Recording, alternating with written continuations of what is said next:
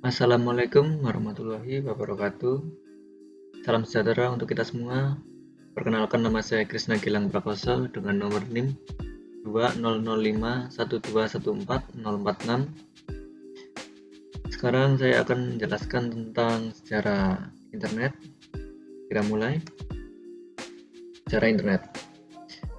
Pada tahun 1960-an, Departemen Pertahanan Amerika Serikat melalui Advanced Research Project Agency yang disingkat dengan ARPA merintis sebuah sistem jaringan ARPANET, dan ARPANET ini merupakan cikal bakal terbentuknya internet. Lanjut ke tahun 1980-an, internet mulai digunakan secara terbatas untuk menghubungkan beberapa kampus-kampus universitas terkenal di Amerika Serikat. Lanjut 1982-an, protokol standar TCP atau IP mulai dipublikasikan ke umum. Kemudian di tahun 1984, sistem nama domain sudah mulai digunakan. Kemudian di tahun 1986-an, National Science Foundation Network dibangun pada tahun 1986 dan mulai menggantikan peran ARPANET sebagai jaringan riset di Amerika Serikat. Beberapa jaringan internasional di berbagai negara mulai dibangun dan dihubungkan dengan NSFNet. Lanjut ke tahun 1990-an, ARPANET dibubarkan pada tahun itu. Akan tetapi internet tetap terus berkembang sampai sekarang. Awalnya informasi yang bisa didapatkan lewat internet hanya informasi berbasis teks. Pada tahun ini, layanan berbasis tampilan grafis yang WWW atau World Wide Web mulai dikembangkan oleh CERN. Lanjut ke tahun 1993-an, Inter-NIC didirikan untuk melayani pendaftaran nama domain. Di tahun selanjutnya, internet sudah mulai digunakan di Indonesia. Kita akan masuk ke sejarah internet yang masuk di Indonesia. Pertama, sejarah internet Indonesia dimulai sejak awal tahun 1990-an. Saat itu jaringan internet di Indonesia lebih dikenal dengan paguyuban network, di mana semangat kekeluargaan, gotong royong, dan kerjasama sangat hangat dan terasa di antara para anggotanya. Sedikit berbeda dengan suasana internet Indonesia pada perkembangannya, kemudian yang terasa lebih komersial dan individual di sebagian aktivitasnya, terutama yang melibatkan perdagangan internet. RMS Ibrahim, Adi Sumarto, Suryono, Muhammad Ihsan, Putu, Robi Subiakto, Firman Siregar, Adi Idrianto, dan Onu W. Purbo merupakan beberapa nama-nama legendaris yang tercatat dalam sejarah internet awal di Indonesia di tahun 1992 sampai 1994. Setiap personal sudah mengkontribusikan keahliannya dan dedikasinya dalam membangun sejarah komputer Indonesia. Kita masuk ke penyedia internet di Indonesia era 1994. Internet Service Provider atau ISP, penyedia internet yang pertama kali di Indonesia itu adalah IPTECnet, yang secara resmi berdiri dan mulai beroperasi pada awal tahun itu. Pada tahun yang sama, muncul pula PT Indo Internet atau Indonet yang dikomandoi secara penuh waktu itu oleh Sanjaya. Indonet ialah penyedia internet komersial pertama di Indonesia yang mendapat lisensi dari PT Lintas Arta. Waktu itu mereka belum begitu paham tentang bisnis internet Indonesia, mengingat masih sedikit dan terbatasnya pengguna. Untuk dapat terhubung ke internet waktu itu memakai dial-up oleh Indonet. Next, masuk ke warung internet atau warnet. Yang jelas tidak diketahui siapa pertama kali memulai layanan warnet, tapi terlihat pada tahun aktifnya sekitar 1996 hingga 2008. Beberapa tokoh dalam perkembangan warnet ini sebut saja salah satunya adalah Wasantara dari PT Pos Indonesia.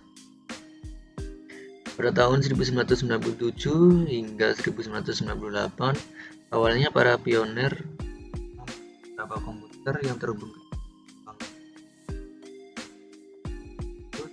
pada orang-orang, pada kemudian dikenal dengan istilah warnet atau warung internet. Tapi akhirnya sebutan warnet lah yang digunakan masyarakat. Sampai akhirnya pada 25 Mei 2000 dibentuklah Asosiasi Warnet Indonesia lewat pertemuan dan mufakat yang digelar oleh kantor Dikmenjur. Asosiasi Warnet Indonesia disingkat jadi AWARI yang diketahui oleh Rudi Kusdia, namun dinilai kurang transparan oleh para aktivis. Pada tahun 2001, ketuanya diganti jadi Judith MS, Mikhail Sungiardi, dan Abdullah Koro.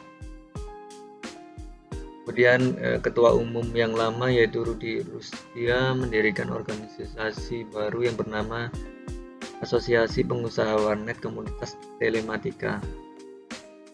Bersama Abdullah Koro, Dr. Naswil Idris, Hani Sumaku, dan Adliansyah, APW atau Asosiasi Pengusaha Warnet bersifat komersial, bisnis warnet dan pengusaha, sedangkan AWARI hanya komunitas warnet saja. Next, kita masuk ke manfaat internet. Ya, yang pertama, sumber beragam wawasan ilmu dan pengetahuan. Internet menyediakan pengetahuan yang bisa dicari di Google.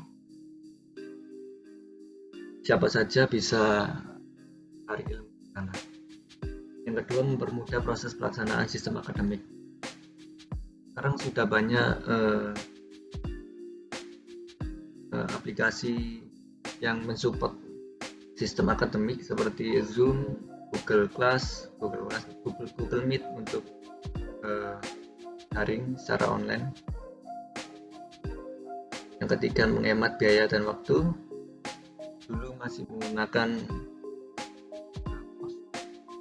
pesan untuk mengirim pesan ke tempat yang jauh. Sekarang hanya menggunakan internet. Dalam waktu singkat sudah tersampai dan tidak membutuhkan waktu yang banyak.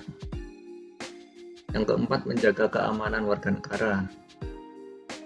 Data-data penting bisa disimpan di internet.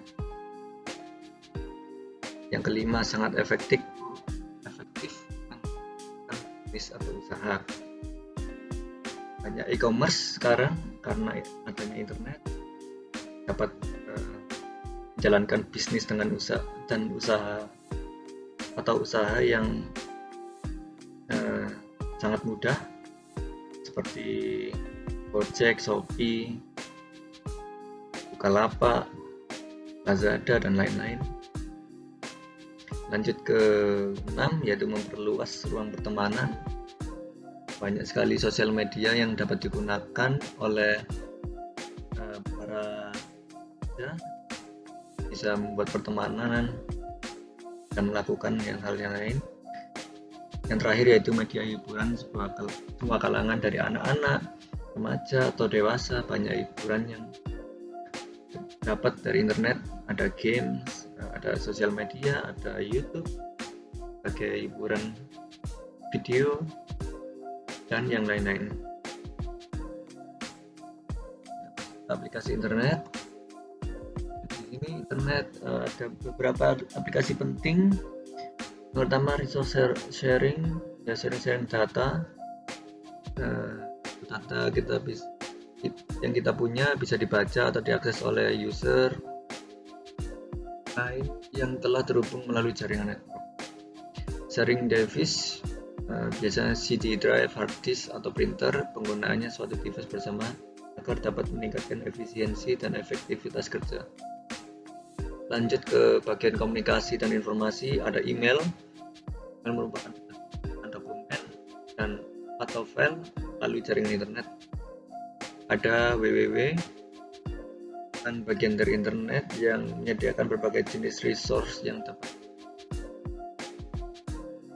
Kemudian file transfer protocol FTP, dan itu merupakan suatu cara yang mudah, murah, dan cepat file atau arsip data dari server internet ke komputer atau sebaliknya dari komputer ke internet melalui program FTP ini yang juga disebut FTP client, pemakai dapat mengatur pertukaran data dengan komputer lain yang berjauhan. Ada fasilitas chat, yaitu chat adalah suatu fasilitas di mana kita dapat berkomunikasi dengan orang lain dimanapun dia berada, baik satu orang ataupun banyak orang, secara online, secara real time juga.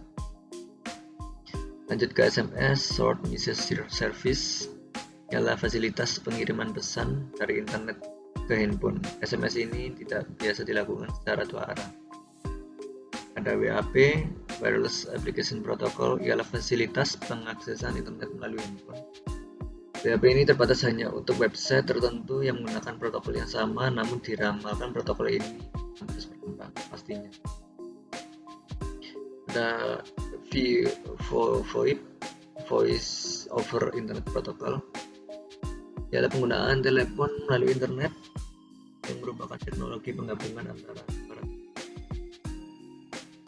teleconference, ialah seperti kita bertemu dengan orang lain untuk bertatap muka tetapi dipisahkan oleh jarak dan waktu. Teleconference ini merupakan teknologi penggabungan antara suara, data, dan gambar. Lanjut ke mailing list, merupakan pengembangan dari email di mana melalui ini kita dapat membentuk suatu grup tertentu dengan menggabungkan alamat-alamat email orang-orang yang akan bergabung ke dalam mailing list. Terima kasih, sekian dari saya. Bila ada salah kata atau kesalahan yang lainnya, mohon maaf. Terima kasih. Wassalamualaikum warahmatullahi wabarakatuh.